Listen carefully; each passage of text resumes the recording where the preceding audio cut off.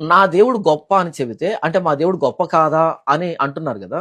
ఇది లాజిక్ లేనటువంటి వాదన. ఎలాగంటే నా క్వశ్చన్ పేపర్ లో 2 × 2 = డాష్ అని ఇచ్చాడు. నేనేం రాశాను అంటే 4 అని రాశాను. అయితే మిగతా పిల్లలు ఒకడు 5 రాశాడు, ఒకడు 6 రాశాడు, ఒకడు 3 రాశాడు, 2 రాశాడు, ఇష్టం వచ్చినట్టు రాశాడు. ఇప్పుడు జాన్ పాల్ అనే వ్యక్తి 2 × 2 4 రాశాడు, కరెక్ట్ ఆన్సర్. మిగతా వాళ్ళు తప్పు రాశారు అంటే నేను వాళ్ళందరిని వెక్కిరించట్లే, నేను నేర్చుకున్నది నేను రాశాను, అది కరెక్ట్ అయింది. ఇక 3 రాసినవాడు వచ్చి అదేంటి నువ్వు 4 రాసావు అంటే నా 3 తప్ప, నా 2 తప్ప అంటే సారీ నాకు తెలియదు. అదంతా నాకు ఏమొచ్చో నేను రాశాను. నా బైబిల్లో ఏమైతే ఉందో దాన్ని నేను ప్రకటించుకున్నాను. అంటే మా దేవుడు తప్ప నాకు అనవసరం, నాకు తెలియదు. అది నువ్వు డిసైడ్ కావాలి. నా బైబిల్లో ఉన్నదని నేను చెప్పాను. నా బైబిల్లో ఏముంది? సైన్యములకు అధిపతి అయిన యెహోవా మాత్రమే దేవుడు. సమాజంలో మీరు వచ్చే కన్నా ముందు కూడా ఇక్కడ ఒక ధర్మం ఉంది.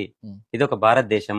మీరు అన్నట్టుగా సెక్యులర్ అనేది ఆపాదించబడింది, అయినా దాన్ని మేము స్వీకరిస్తున్నాం. ఎందుకంటే రాజ్యాంగానికి మేము కట్టుబడి ఉన్నాం. రాజ్యాంగంలో ఉన్నట్టుగా సర్వమత సౌభ్రతత్వం అనేది ఇంపార్టెంట్.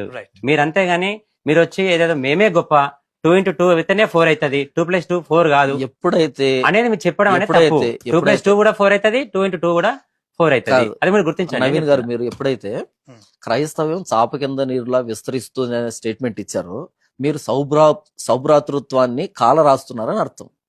క్రైస్తవ్యం విస్తరిస్తే ఏంటి, అంతరించిపోతే మీకేంటి? మీరు మీ ధర్మాన్ని కాపాడుకోకుండా క్రైస్తవ్యం విస్తరిస్తుంది అనే పదప్రయోగం చేసినప్పుడు మరలా సౌభ్రాతృత్వం ఎక్కడుంది? ఇక్కడ కాల రాస్తున్నారు కదా. కరెక్ట్ మీరు చెప్పేది. ఇప్పుడు అన్నారు కదా సార్, అంటే ఈ రకంగా చూడండి ఎంత అంటే టెక్నికల్ గా మాట్లాడుతున్నారు గురువు గారు.